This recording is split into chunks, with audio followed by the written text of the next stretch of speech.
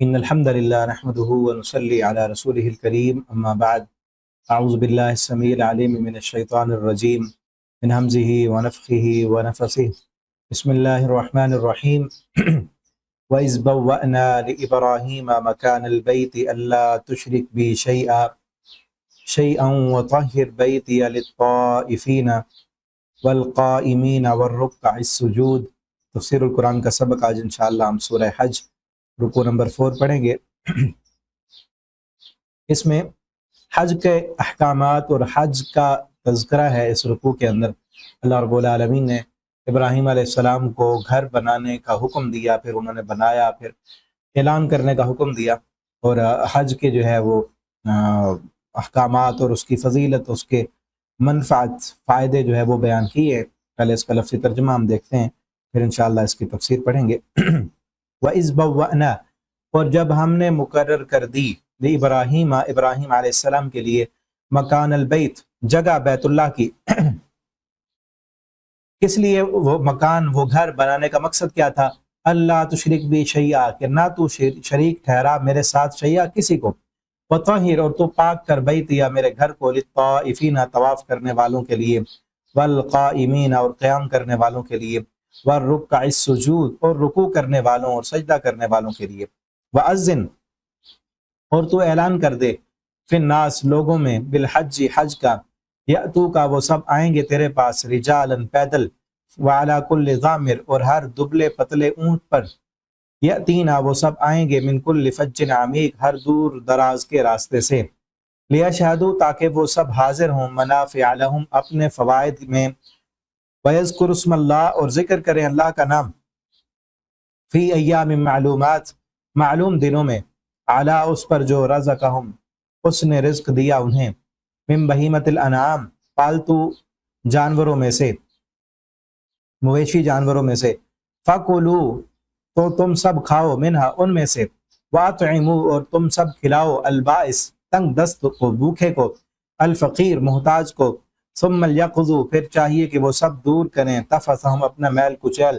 ولیوفوا، اور چاہیے کہ وہ سب پورا کریں، نذورہم، اپنی نظریں، ولیطوفوا، اور چاہیے کہ وہ سب طواف کریں، بالبیت العتیق، قدیم گھر کا، پرانے گھر کا، پہلے گھر کا، ذالک، یہ، ومن یعظم، اور جو کوئی تعظیم کرے، حرمات اللہ، اللہ کی حرمتوں کی، فهو خیر اللہ، تو وہ بہتر ہے اس کے لیے، عند ربی، اس کے رب کے نزدیک، وَأُحِلَّتْ، اور حلال کیے گئے، لکم، تمہارے لیے، الانعام، جانور، الا ما یتلی علیکم،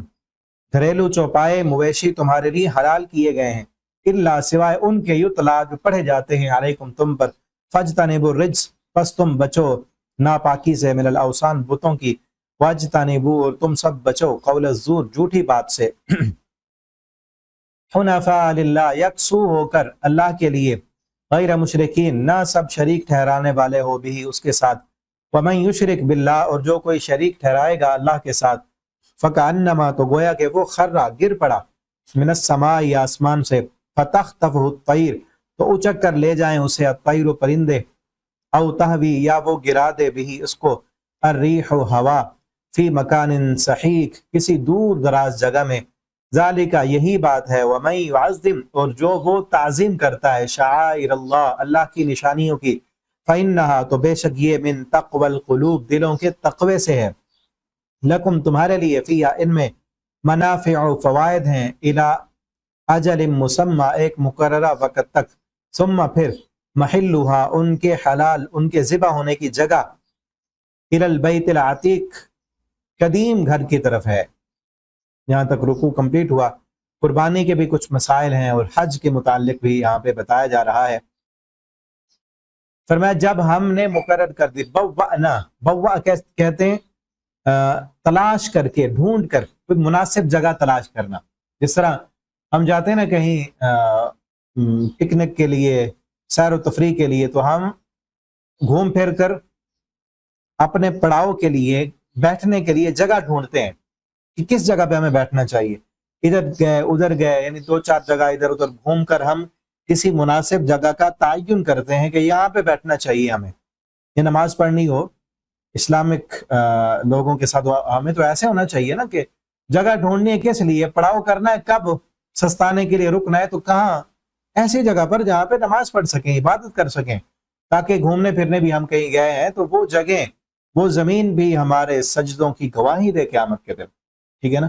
تو جو درست جگہ ہے وہاں پہ بیٹھیں گے، نماز بھی پڑھیں گے، اذکار بھی کریں گے۔ تو وہ جو گھوم پھر کر ادھر ادھر جو ہے چل پھر کے ہم جگہ ڈھونڈ لیتے ہیں کہ یہ مناسب جگہ ہے ہمارے لیے، تو اس کو عربی میں کہتے ہیں بوانا، مقرر کر لینا، تلاش کر لینا، کہ ہم نے تلاش کر کے دی، یعنی جہاں پہ اب بیت اللہ بنا ہے یہ جگہ اللہ رب العالمین نے تلاش کر کے اور نشان لگا کے دی ہے ابراہیم علیہ السلام کو کہ یہاں پہ گھر بنانا ہے۔ اور ابراہیم علیہ السلام سے پہلے آدم علیہ السلام نے بنایا تھا۔ دوسری جگہ آتے ہیں نا ان اول بیت وضع للناس للذی ببکۃ مبارک، کہ پہلا گھر جو لوگوں کے لیے بنایا گیا وہ بیت اللہ ہے۔ بلکہ حدیث میں بھی آتا ہے کہ آدم علیہ السلام نے پہلے آپ صلی اللہ علیہ وسلم سے پوچھا گیا پہلے بیت المقدس تعمیر کیا گیا یا بیت اللہ؟ تو آپ صلی اللہ علیہ وسلم نے فرمایا پہلے بیت اللہ کو تعمیر کیا گیا ہے پھر بیت المقدس کو۔ پھر صحابہ نے پوچھا ان دونوں کی تعمیر کے درمیانی جو وقفہ ہے وہ کتنا ہے؟ انہوں نے فرمایا 40 سال،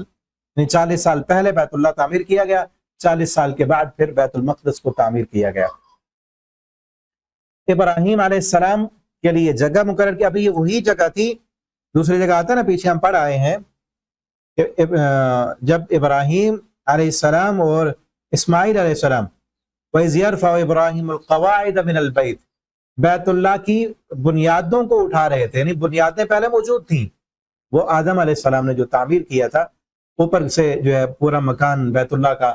وہ سب وہ گر چکا تھا، لیکن بنیادیں تھیں، انہی بنیادوں پر ہی ابراہیم علیہ السلام نے دوبارہ اللہ کا گھر تعمیر کیا۔ اور گھر کو تعمیر کرنے کا مقصد کیا تھا؟ اللہ تشرک بی شیئا، کہ میرے ساتھ کسی کو شریک نہیں کرنا ہے، اس گھر کو میری عبادت کے لیے خاص کرنا ہے، اور پوری دنیا کے مسلمان اسی طرف منہ کر کے جو ہے نماز پڑھیں گے، تاکہ ایک یکسوئی اور ہمتن جو ہے وہ ظاہر ہو کہ سب مسلمان ایک ہی طرف منہ کر کے نماز پڑھنے والے ہیں۔ اور اصل یہ بھی ہے کہ عبادت جو ہے اس گھر کی نہیں کرنی، فَلْيَعْبُدُوا رَبَّ هَذَا الْبَيْتِ، اس گھر کے رب کی کرنی ہے۔ اس رب نے یہ گھر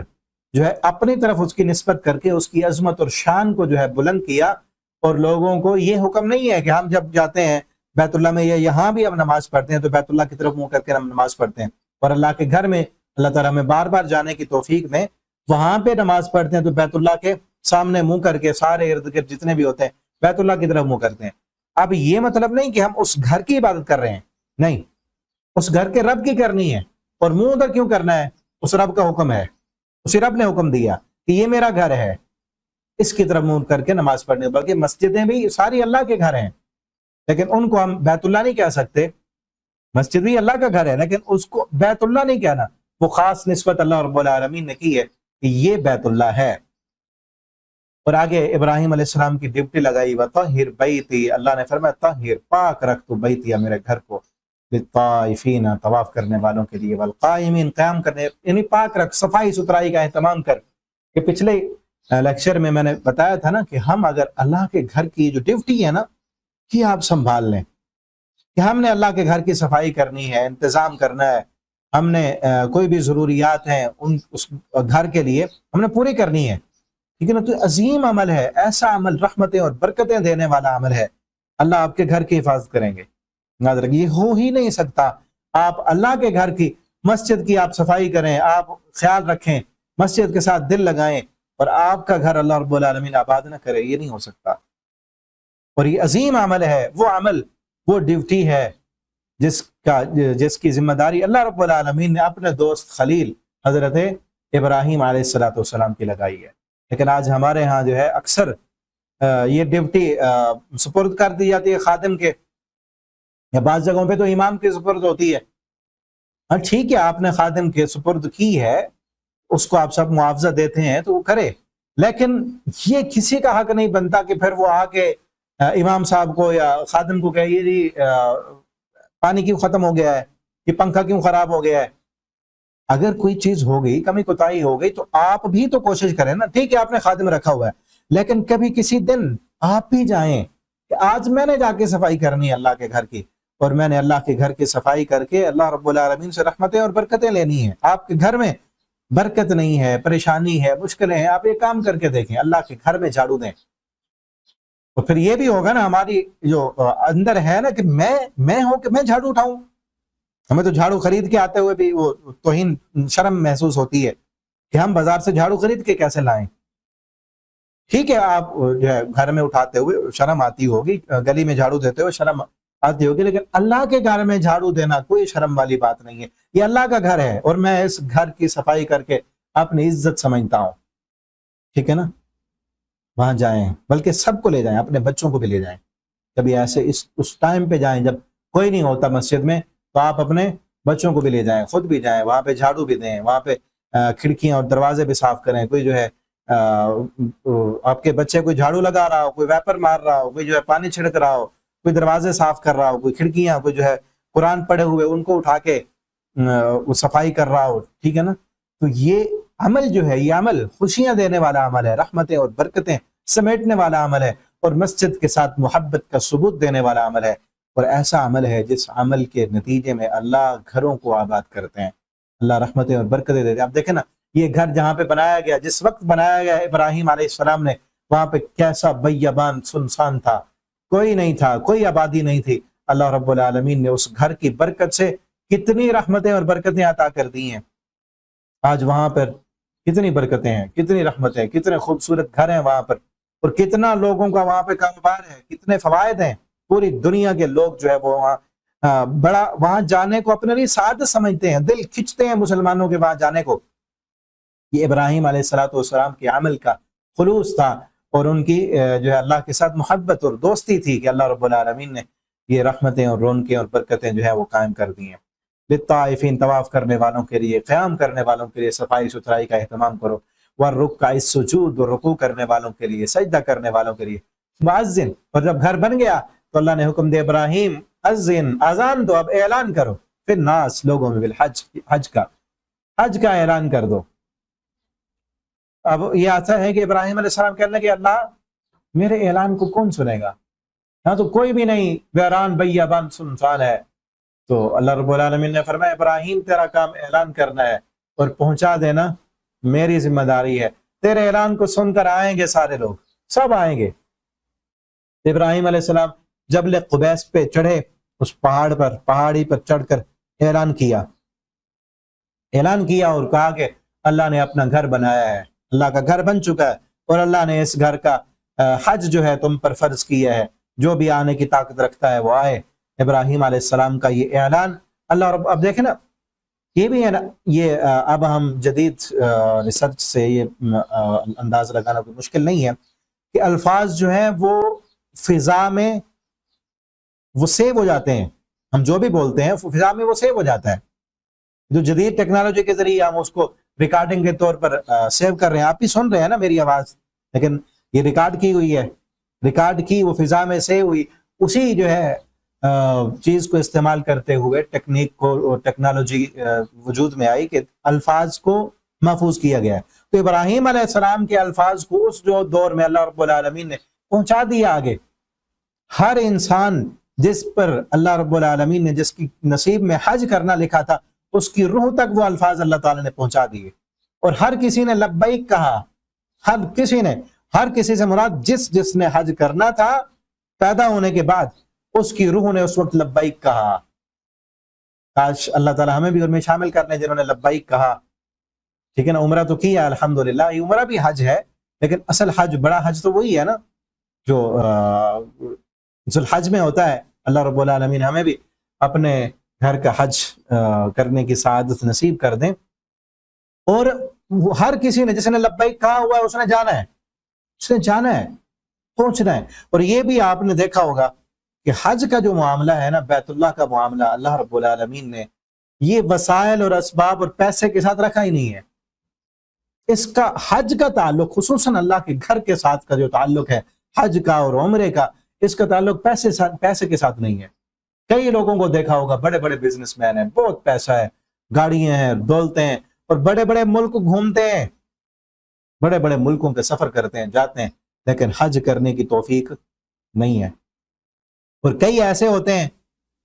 آپ نے دیکھا ہوگا کہ جن کے پاس کوئی وسائل نہیں ہے, کوئی خاص پیسہ نہیں, کوئی اسباب نہیں ہے, لیکن اللہ کا بلاوا آتا ہے اور وہ جا رہے ہوتے ہیں. ٹھیک ہے نا. مجھے ایک ویڈیو شاید آپ نے بھی دیکھی ہو فیس بک پہ، 2 سال پہلے بھی دیکھی تھی اور پچھلے ابھی اس رمضان میں بھی وہ دیکھی ہے، دوبارہ آئی تھی کہیں پہ. ایک عورت ہے ملتان کی عورت، وہاں پہ گئی ہوئی مسجد نبوی میں، عمرہ کرنے کے بعد مسجد نبوی میں گئی ہوئی ہے. اب اس سے کوئی وہاں پہ خواتین میں بیٹھی، کسی خاتون نے اس کی ویڈیو بنا لی، کہاں سے ہو؟ کہتی ملتان سے آئی ہوں. کیا کرتی ہو؟ کہتی ہے لوگوں کے گھروں میں نا جا کے برتن دھوتی ہوں، میرا کوئی کمانے والا نہیں ہے، کام کیا کرتی ہوں؟ لوگوں کے گھروں میں جا کے برتن دھوتی ہوں. آپ اندازہ لگائیں آج ہمارے معاشرے میں ایسا جس کے گھر میں کوئی مرد نہیں کمانے والا، اور عورت کیا کام کرتی ہے؟ لوگوں کے گھروں میں جا کے برتن دھوتی ہے. کتنا وہ کما لیتی ہوگی، کتنا پیسہ اس کو لوگ دیتے ہوں گے، کیا نوکری ہے اس کی. لیکن اللہ کی طرف سے بلاوا آ گیا تو پہنچ گئی وہاں پہ. کہتی تھوڑے تھوڑے پیسے میں نے اکٹھے کیے. یہ نہیں ہے کہ کسی نے، ہو جاتا ہے نا کبھی کوئی اس کو محبت میں یا کوئی پیسے والا بندہ اس کو کہتا ہے کہ چلے جاؤ، یہ بھی اللہ رب العالمین کی طرف سے فضل ہوتا ہے کہ کوئی اس کو کہہ دے کہ ہم جو آپ کو حج کرانا چاہتے ہیں، عمرہ کرانا چاہتے ہیں، تو چلا گیا. یہ بھی نہیں ہے اس نے. وہ کہتی ہے وہ برتن دھونے والے پیسے جو مجھے مزدوری ملتی ہے وہ تھوڑے تھوڑے رکھتی رہی ہے، میں جوڑتی رہی پیسے، وہ اکٹھے ہو گئے. اور اتنا پیسے بھی وہ پوچھ رہی تھی کتنے پیسے بھرے ہیں، وہ کہتے اتنے پیسے بھر کے میں آ گئی ہوں الحمدللہ. کہتے ہیں وہ پوچھتی ہے کہ زندگی کیسے گزر رہی ہے، کہتی الحمدللہ اللہ کا کرم ہے، اللہ کا شکر ہے، شکر بھی ادا کر رہی ہے رب کا. یہ معاملہ جو حج کا ہے، جو عمرے کا معاملہ ہے، یہ خاص اللہ کی محبت کے ساتھ ہے کہ جس بندے کا تعلق، اللہ دیکھنا چاہتے ہیں کہ بندے کا تعلق کتنا ہے اللہ کے ساتھ. ٹھیک ہے نا. آپ بھی میرے پاس میری بات سننے والے اسٹوڈنٹ، آپ اگر گئے ہیں اللہ رب العالمین آپ کو بار بار لے جائیں، آپ نہیں گئے تو اللہ تعالیٰ آپ کو لے جائیں، اور آپ یہ دیکھیں کہ آپ کا اس بیت اللہ کے ساتھ تعلق کتنا ہے، اللہ کے ساتھ محبت کتنی ہے، اور دعا مانگتے رہیں. اس کا جو ہے تعلق رب کے ساتھ ہے، دعا کے ساتھ ہے، جو بار بار دعا کرتا ہے. ٹھیک ہے نا. ربنا ارنا مناسکنا، یہ دعا کریں، ربنا ارنا مناسکنا وتب علینا انک انت التواب الرحیم. یہ دعا پڑھتے رہیں، بار بار پڑھتے رہیں، اللہ سے دعا کریں. دیکھیں نا کتنی دفعہ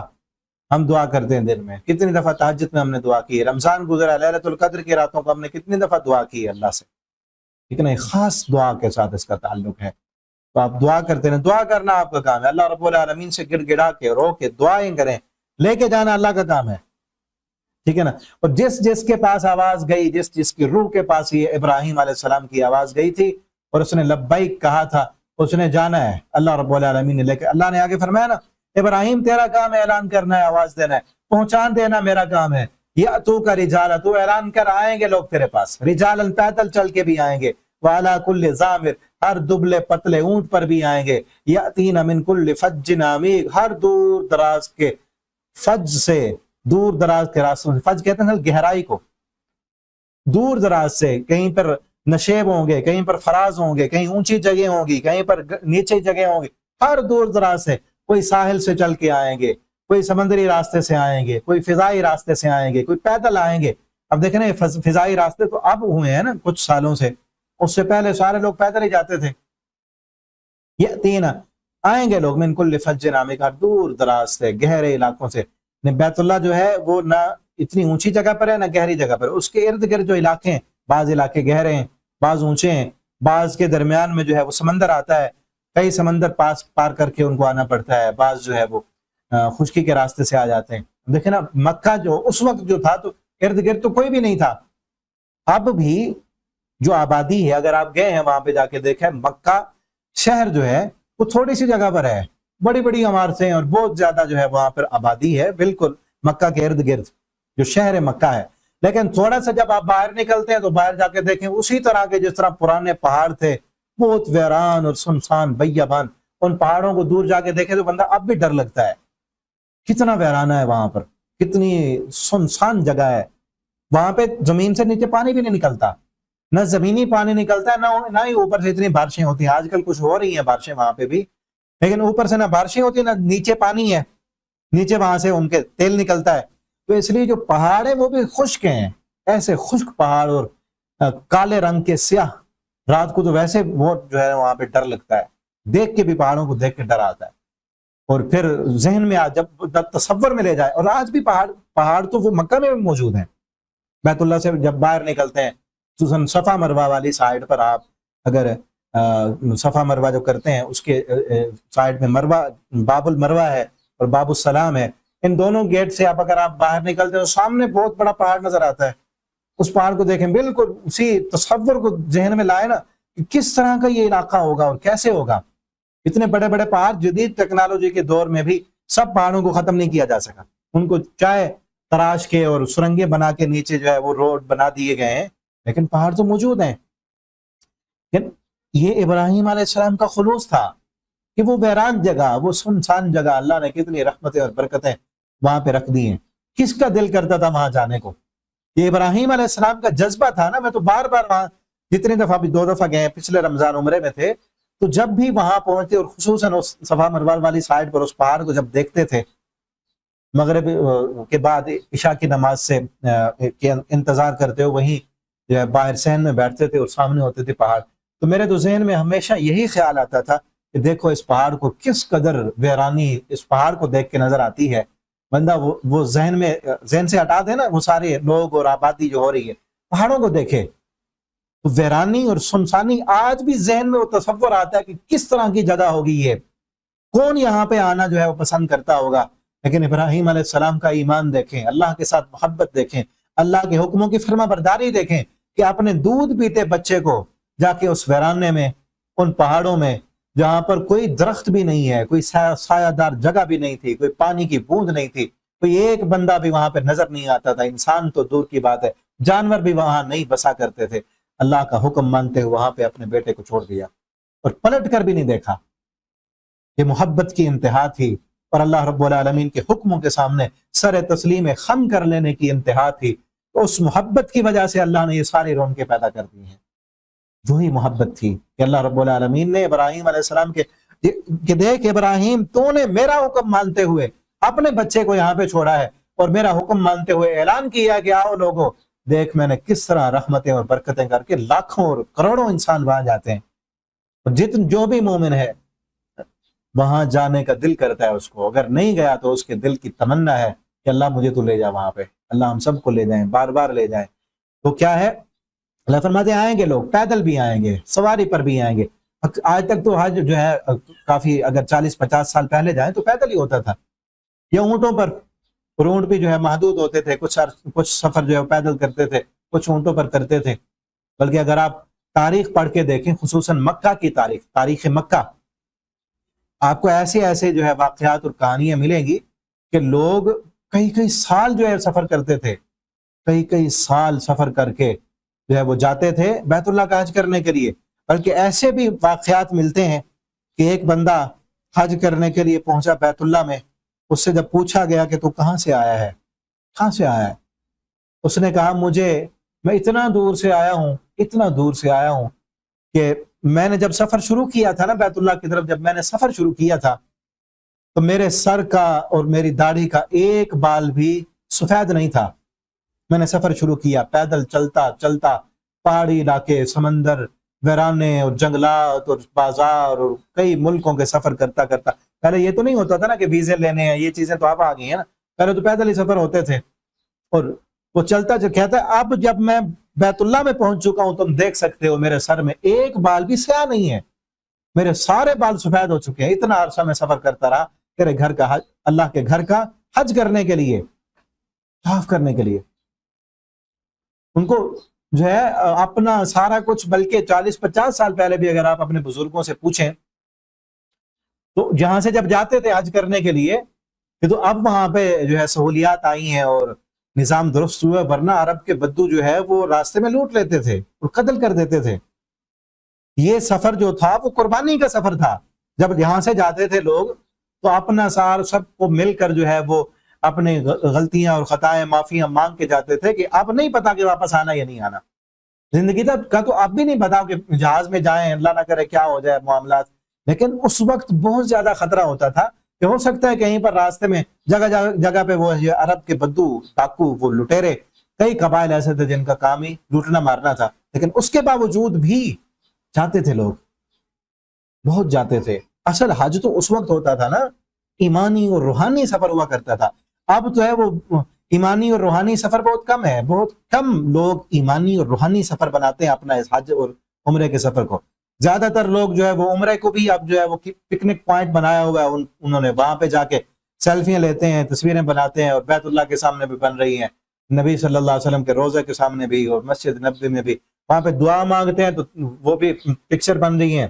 وہاں پہ جو ہے نماز پڑھتے ہیں تو پھر بھی بنا رہے ہیں، احرام میں بنا رہے ہیں۔ یہ کیا جو ہے، یہ روحانی سفر نہیں ہے۔ اللہ تعالیٰ آپ کو لے جائیں، بار بار لے جائیں، لیکن یہ کام نہیں کرنا، ان کاموں سے دور رہیں، اللہ کے لیے سفر کرنا ہے اور اللہ کو راضی کرنے کے لیے کام کرنے ہیں وہاں پہ۔ بِيَشْهَدُوا مَنَافِعَ، آگے فرمایا تاکہ یہ ظاہر ہوں اپنی منفعت، اپنی فائدے کی جگہوں پر، کہ وہ جو جگہ ہے بیت اللہ مکہ، وہ بہت بڑے فائدے کی جگہ ہے، وہ ویران بیابان جنگل۔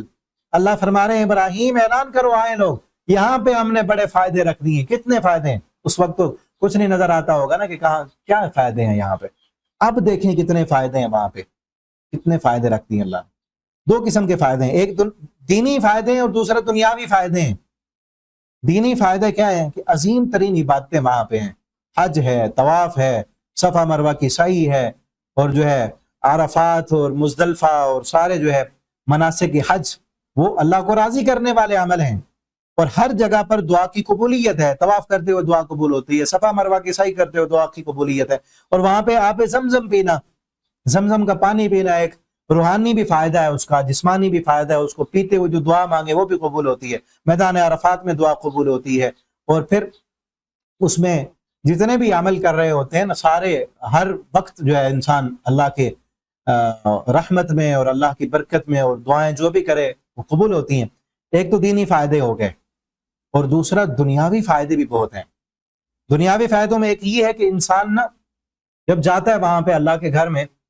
تو بہت ساری چیزوں کو دیکھتا ہے۔ ایک جگہ پہ رہ کے نا، ایک جگہ پہ رہ کے، وہ ہمارا اردو میں محاورہ ہے نا، کنویں کا مینڈک، کنویں کا مینڈک، وہ یہ سمجھتا ہے کہ یہ کنواں ہی سب کچھ ہے، یہ سمندر، جس نے سمندر نہیں دیکھا اس کو کیا پتا، جو ساری زندگی جس نے وہ کنویں میں گزار دی۔ اصل محاورہ تو اس لیے بتایا گیا نا کہ جو ایک ہی جگہ پہ رہتا ہے، وہ گھوما نہیں، اس نے دنیا دیکھی نہیں، کہیں گیا نہیں، جس طرح اس مینڈک نے سمندر کی گہرائی نہیں دیکھی، اس کی وسعتیں ہی نہیں دیکھی، وہ کنویں کے اندر جو تھوڑا سا پانی اس کو سمجھتا ہے یہ سارا کچھ ہے، یہ سارا جہان یہی ہے۔ تو اسی طرح انسان بھی اگر ایک ہی جگہ پہ رہتا ہے نا، ایک ہی طرح کے لوگ، ایک ہی مزاج، ایک ہی زبان اور ایک ہی طرح کے رہن سہن، وہ محدود ہو جاتا ہے اس کا ذہن۔ لیکن جب وہاں بیت اللہ میں اللہ کے گھر میں جاتا ہے، باقی ملکوں میں بھی گھومنے پھرنے سے ذہن میں وسعتیں ہوتی ہیں، لیکن بیت اللہ میں اللہ کے گھر میں حج اور عمرہ کرتے ہوئے اور باقی جگہوں پہ جا کے گھومنے پھرنے کا بہت بڑا جو ہے فرق ہے۔ باقی کسی بھی ملک میں جائیں گے نا، وہ ایک ہی ملک کے باسی ہیں، وہاں پہ وہی لوگ ہیں اور ان کا رہن سہن ہے۔ بیت اللہ میں دنیا بھر کے لوگ آئے ہوئے ہیں، ہر رنگ کے، ہر نسل کے، ہر زبان کے، وہ لوگ، آپ نے ان کے ساتھ ملنا ہے، ان کے ساتھ اٹھنا بیٹھنا ہے، ان کے ساتھ رہ کے عبادت کرنی ہے، ان کو دیکھنا ہے، ان کے رہن سہن کے طریقے آپ نے دیکھنے ہیں، ان کا انداز دیکھنا ہے، ان کو گفتگو، ان کے اخلاق، ان کے کردار، ان کے معاملات، ان کا کاروبار، وہ سب جب آپ دیکھتے ہیں اور آپ کے ذہن میں وسعت پیدا ہوتی ہے، جو ہے نا کنویں کا مینڈک، وہ آپ کے ذہن کی مخصوصیت وہ ختم ہوتی ہے، ذہن وسیع ہوتا ہے کہ دیکھو صرف یہ لوگ نہیں ہیں، صرف ہم نہیں، اللہ کی کائنات کتنی وسیع ہے، اللہ نے کس کس رنگ اور کس کس نسل کے انسان پیدا کیے ہیں، کس کس مزاج کے اللہ نے انسان بنائے ہیں، کس کس جو ہے، آپ دیکھیں ہر، اگر آپ گئے ہیں، اللہ تعالیٰ بار بار لے جائیں، وہیں پہ جا کے یہ نظارہ ہوتا ہے کہ کس طرح، بلکہ بعض لوگ اپنی شکل و صورت سے پہچانے جاتے ہیں۔ وہاں پہ پاکستانی جو ہے وہ دور سے نظر آتا، آپ کو آتے ہوئے پتہ چل جائے گا یہ بندہ جو آ رہا ہے یہ پاکستانی ہے۔ انڈین پہچان لیا جائے گا، انڈونیشیا کا، ملائیشیا کا پہچان لیا جائے گا، بنگلہ دیش کا پہچانا جائے گا، کھانا کھاتے ہوئے بعض دفعہ پہچان لیے جاتے ہیں، اور بعض آپ جو ہے جو مصر کے ہیں، ترکی کے ہیں، مصر کے اپنی شکل و صورت سے پہچانے جاتے ہیں، ترکی کے اپنی شکل و صورت سے، اور باقی یورپی ممالک کے جو وہاں کے ہیں وہ بھی پہچانے جاتے ہیں، ٹھیک ہے نا۔ تو ہر کسی کی، بعض جو ہے رنگ سے پہچانے جاتے ہیں، بعض جو ہے شکل و صورت سے، بناوٹ سے، بعض اپنے جو ہے طور طریقے سے، کردار سے، اخلاق سے پہچان لیے جاتے ہیں۔ لیکن بہت افسوس کے ساتھ مجھے یہ بات بھی کہنی پڑتی ہے کہ ہمارے پاکستانی پہچانے جاتے ہیں زیادہ تر جو ہے وہاں پہ خرابی کرتے ہوئے، دو نمبری کرتے ہوئے، بھیک مانگتے ہوئے۔ کتنے دکھ اور افسوس کی بات ہے، پچھلی دفعہ بھی میں نے بات کی نا کہ وہاں پہ مانگتے ہوئے اور دو نمبری کرتے ہوئے ملیں گے، آ کے کہیں گے جی میری جیب کٹ گئی، میرے پیسے نکل گئے، میرے ساتھ دھوکا ہو گیا، فراڈ یہ ہو گیا۔ ہو گیا ہے، اگر آپ سچے ہیں، پہلے تو نہیں پتا نا، اکثر یہ فراڈی ہوتے ہیں، اور پھر یہ ان کو پتہ چلتا ہے نا، جو وہاں رہنے والے جو ملازمین ہوتے ہیں نا، ان کو پتا ہوتا ہے کہ یہ اس بندے نے کل بھی ڈرامہ کیا تھا اور آج پھر کر رہا ہے، پہلے بھی 2-4 دفعہ انہوں نے یہ کام کیا، آپ پھر کر رہے ہیں۔ نئے بندے کو تو نہیں پتا نا۔ ہاں اگر ہو بھی گیا ہے سچ بھی، تو اللہ کے گھر میں ہو، اللہ کے بندو، اللہ سے جا کے مانگو، اللہ تعالیٰ آپ کے لیے اسباب پیدا کر دیں گے، ٹھیک ہے نا۔ تو اس لیے ہمیں چاہیے کہ ہم اپنا امیج جو بالکل پوری دنیا میں، صرف مکہ میں نہیں بلکہ پوری دنیا میں پاکستان کا امیج خراب ہو چکا ہے۔ ایک ہمارے حکمران خراب کر رہے ہیں، برباد کر کے رکھ دیا، ملک کو بیچ کے کھا گئے، ٹھیک ہے نا، بنایا کچھ نہیں۔ اللہ نے بہت کچھ دیا ہے ہمیں، بہت رحمتیں اور برکتیں۔ ابھی دیکھیں نا ہماری اپنی گندم کے ساتھ کیا حشر کیا انہوں نے، کسان کے ساتھ کتنی مہنگی جو ہے وہ کھاد لے کر دی، بلکہ نہیں ملتی تھی۔ جب گندم اگانے کا ٹائم تھا، لائنوں میں لگے ہیں بیچارے کسان دوائی لینے کے لیے، کھاد لینے کے لیے، اور سرکاری ریٹ پر تو ملتی نہیں تھی، بلیک میں ملتی رہی، اور بہت بڑا ذلیل کر کے انہوں نے۔ اب جب گندم لینے کی باری ہے تو لیتا کوئی نہیں ان سے، ایک ریٹ کم کر دیا اور پھر لینے کو تیار نہیں، اور انہوں نے جو ہے بہت مہنگی، حکومت نے بہت مہنگی گندم روس سے خرید کے رکھی ہوئی ہے، اور روس کی گندم وہ اس کا فائدہ ہی نہیں اتنا، اس میں وہ چیز، وہ ذائقہ ہی نہیں ہے، وہ غذائیت نہیں ہے جو ہمارے پاکستان کی گندم میں جو غذائیت۔ اور صرف گندم نہیں، اللہ نے جو ہمیں زمین دی ہے، ہمارا فروٹ، ہمارا پھل، ہماری گندم، ہر چیز، اجناس جو بھی ہمارے جو پیداوار ہے، زراعت ہے ہماری، بڑا بہترین ذائقہ ہے، پوری دنیا میں مشہور ہے۔ اللہ نے بہت کچھ دیا ہے ہمیں، لیکن صرف ایمان نہ ہونے کی وجہ سے، دیانت عدل نہ ہونے کی وجہ سے ذلیل و رسوا ہیں۔ ہمارے ملک کے حکمرانوں نے بیچ بیچ کے کھایا ہے اس ملک کو، اور بہت جو ہے بہت دور پہنچا دیا ہے۔ ابھی بھی اللہ سے ہم دعا کریں، اور تو کچھ نہیں کر سکتے، اللہ سے دعا کریں اللہ ہمیں ایسے حکمران دے جو اس ملک کے خیر خواہ ہوں، جو اس ملک کی بہتری سوچنے والے ہیں۔ اور پھر یہ بھی ہے نا کہ جب جیسے عوام ہوتی ہے ویسے حکمران اللہ تعالیٰ دیتے ہیں، لیکن عوام بھی تو امیج خراب کرتے ہیں نا۔ اللہ تعالیٰ ایسے لوگوں کو ہدایت دیں جن کو نہ اپنی عزت کا خیال ہوتا ہے نہ کسی اور کی عزت کا خیال ہوتا ہے، پیشہدوا منافعہم، تاکہ اپنے فائدے کی جگہوں پر حاضر ہوں۔ نہیں، فائدے بھی ہیں، یہ بھی فائدے ہیں جو میں بتا رہا تھا، جہاں سے بات چلی کہ بہت سارے لوگوں کو مزاج بندہ ملتا ہے، دیکھتا ہے، ان کے رہن سہن، ان کے انداز، ان کے گفتگو، ان کا کھانا پینا۔ ہم دیکھیں نا، ہمارے کھانے مختلف ہیں، وہاں عرب کے کھانے مختلف ہیں، اور بلکہ مجھے یاد آیا، ہم جس ہوٹل میں تھا، ہمارے ساتھ والے کمرے میں غالباً ترکی کے تھے، ہاں ترکی کا ایک انجینئر تھا،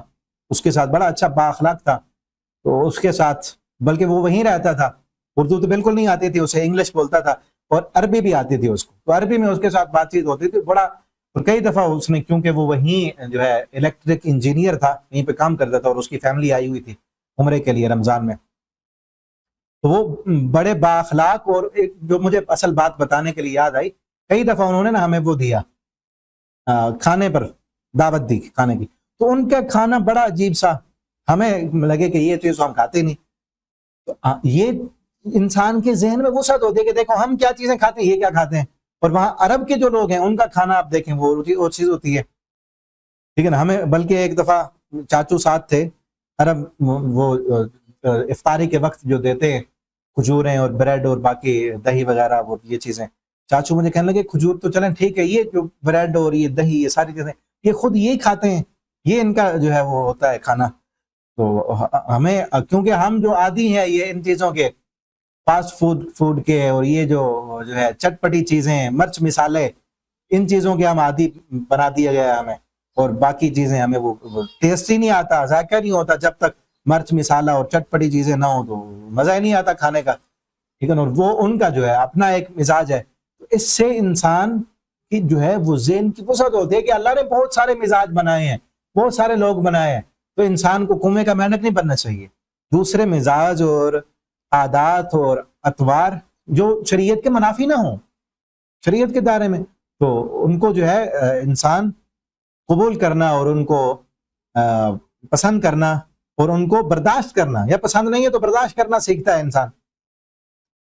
اور پھر اسی طرح فائدے میں ایک اور بڑا فائدہ یہ بھی ہے کہ وہاں پہ تجارت بھی ہوتی ہے، کئی لوگ بلکہ عمرہ کرنے کے غرض سے جاتے ہیں تو وہاں پہ تجارت بھی کرتے ہیں، اپنے عمرے اور حج کے جو ہے پیسے خرچہ وہ وہاں سے نکال لیتے ہیں، تو تجارت کرنا جائز ہے، تجارت جائز چیز کی، جائز کام کی تجارت کرنا تو جائز ہے، لیکن وہاں پہ جا کے جو مانگ کے اپنے عمرے کے پیسے نکال رہے ہوتے ہیں تو بالکل غلط ہے، بالکل کبھی ترین حرکت ہے۔ تو فائدے جو ہیں ان کو حاصل کرنا چاہیے۔ وَيَذْكُرُ اسْمَ اللَّهِ، اللہ کا ذکر کریں فی ایام معلومات، معلوم دنوں میں، معلوم دنوں سے مراد وہ حج کے دن ہے، ایام تشریق جسے کہتے ہیں، 10 بلکہ 8 ذو الحج سے لے کر 13 ذو الحج تک، 8 9 10 11 12 13 ان دنوں میں تکبیرات پڑھنی ہے، اللہ اکبر اللہ اکبر، لا الہ الا اللہ واللہ اکبر اللہ اکبر وللہ الحمد، یہ تکبیرات بھی پڑھتے ہیں، اور باقی بھی مناسک حج بھی ان دنوں میں پورے کرتے ہیں، وہ جو ہے جمی بھی ہوتی ہے، اور بلکہ 8 کو تو 9 کو عرفات میں جاتے ہیں، 8 کو جو ہے وہ قربانی،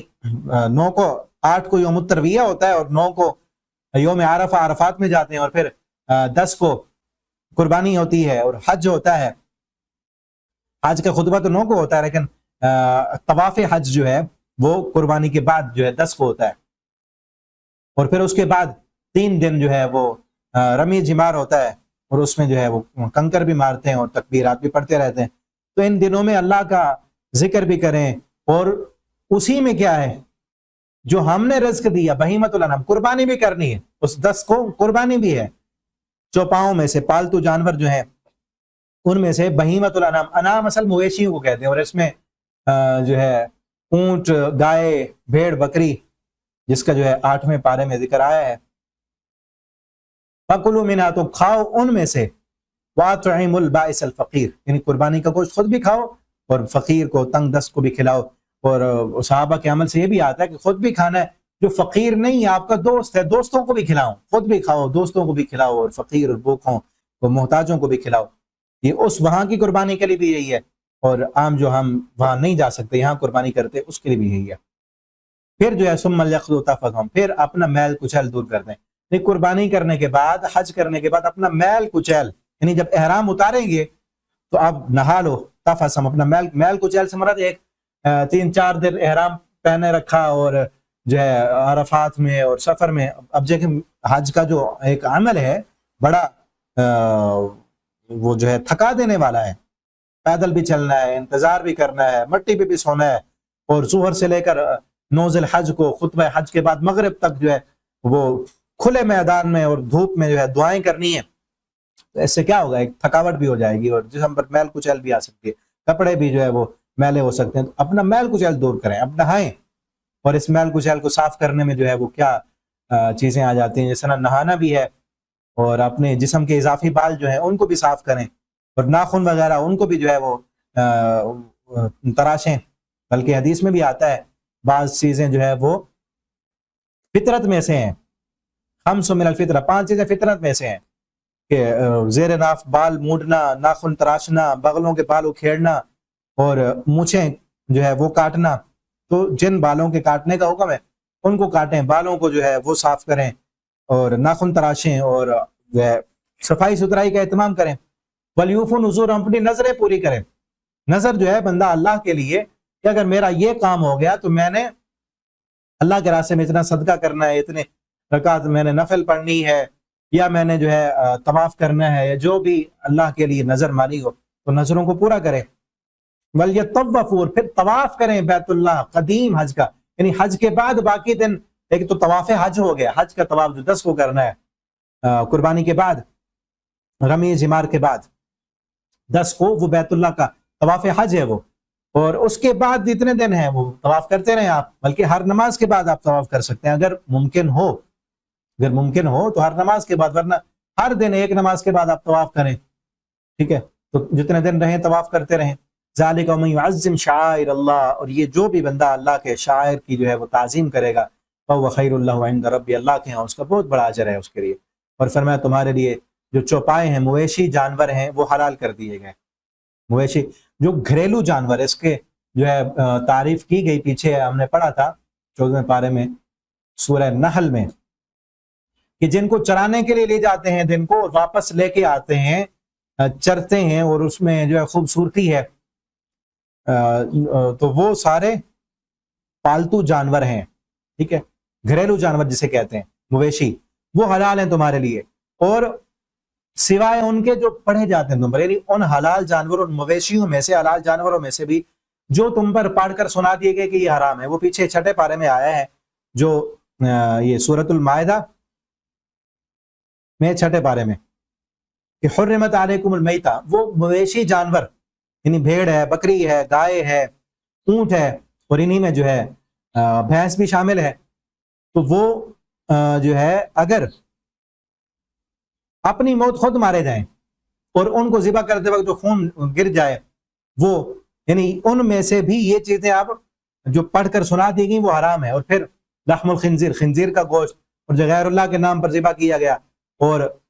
منخانی کا جو جانور گلا گھٹ کر مر گیا، یعنی جانور حلال ہے، مویشی ہے، گھریلو جانور ہے، یعنی گلا گھٹ کے مر گیا اور چوٹ لگنے سے مر گیا، اوپر سے گرا اور مر گیا، یا سینگ لگ کے جانور لڑے آپس میں، سینگ مارا ایک اور دوسرا مر گیا، ٹھیک ہے نا، اور جس کو درندے کھا گئے، کچھ درندے کھا گئے اور پیچھے جو مر گیا، وہ بھی نہیں کھانا، حرام ہے۔ مگر درندوں کا بچہ وہ ابھی زندہ تھا تو ذبح کر لیا تو پھر وہ حلال ہے، اور جو بتوں کے نام پر ذبح کر لیا جائے وہ بھی حرام ہے، ٹھیک ہے نا۔ تو یہ چیزیں بتا دی گئی پہلے، جو تلاوت کر لیے گئے، یتلا علیکم، جو تمہیں پہلے بتا دیے گئے، اور پھر فرمایا بتوں کی گندگی سے بچو اور جھوٹی بات سے بچو، حنفاء للہ، یکسو ہو کر اللہ کے فرما بردار بن جاؤ اور اللہ کے ساتھ شریک ٹھہرانے والے نہ بنو۔ جو بھی اللہ کے ساتھ شرک کرے گا ایسے ہے کہ وہ آسمان سے گرا تو اس کو اچک لے جائیں، جس طرح کوئی آسمان سے گرے کوئی بندہ جو ہے پہاڑوں کی کھائیوں میں گر جائے اور پھر اس کے گوشت کے چیچڑے اڑ جائیں اور پھر اس کے گوشت کو پرندے اڑا کر لے جائیں، کیا بنے گا اس کا؟ جس طرح شرک کیا وہ بھی اس طرح سمجھو برباد ہو گیا، ختم ہو گیا۔ او تہوی بھی، یا اس کو گرا دے ہوا فی مکان صحیح، کسی دور دراز جگہ میں، تو کیا بنے گا اس کا؟ ایک تو بچ نہیں پائے گا، بچے تو کون وہاں سے اس کو اٹھا کے لائے گا؟ گرتے ہی سب کچھ اس کا ختم ہو جائے گا۔ اسی طرح شرک کرنے والا بھی جہنم کی کھائیوں میں گر جائے گا۔ ذالک، یہی بات ہے، یہی حقیقت ہے، یکسو ہو کر اللہ کے فرما بردار بن جاؤ۔ قربانی اللہ کے لیے کرنی ہے، نظر و نیاز اللہ کے لیے ہے، حج اللہ کے گھر کا ہے۔ جو یہ عبادتیں کسی اور کے لیے کرے گا وہ مشرک ہے، اور جس نے شرک کیا ایسے سمجھو ہواؤں نے اس کو دور دراز گرا دیا، آسمان سے گرا ہے اور اس کی لاش کو پرندے نوچ کے کھا گئے، برباد ہو گیا۔ اسی طرح مشرک بھی خراب ہو گیا اور اس کو دنیا و آخرت اس کی برباد ہے۔ اور جو بندہ تعظیم کرے گا اللہ کے شعائر کی، مناسک حج کی، طواف کو، بیت اللہ کو، صفا مروہ کو، عرفات اور مزدلفہ اور سارے شعائر اللہ کی تعظیم کرے گا، تو ذالک من تقوی القلوب، یہ دلوں کے تقوی والی بات ہے۔ لکم فیہا منافع، اس میں تمہارے لیے اور بھی فوائد ہیں، قربانی میں بھی کئی فائدے ہیں اور حج میں بھی کئی فائدے ہیں، قربانی میں بھی کئی فائدے ہیں۔ ابھی قربانی آگے آ رہی ہے نا، کئی لوگ جانور پالے ہوئے ہیں انہوں نے، تو اس سے ان کو پرافٹ ہوگا۔ کئی جو ہے بعد میں کچھ لوگوں نے پالے ہیں، کچھ جو ہے قربانی کے قریب خریدیں گے، وہ آگے جا کے بیچیں گے،